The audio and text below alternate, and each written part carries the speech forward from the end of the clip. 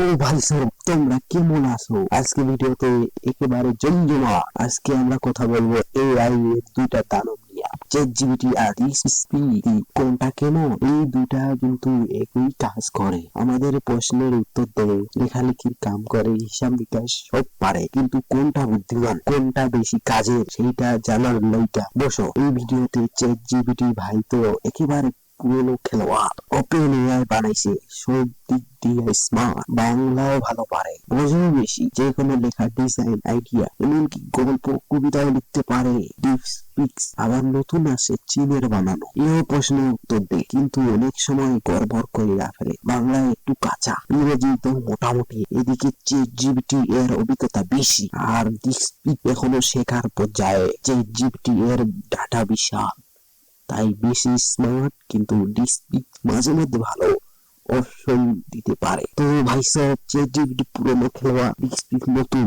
কিন্তু দিন শেষে যেটা পছন্দ করো সেটাই ভালো।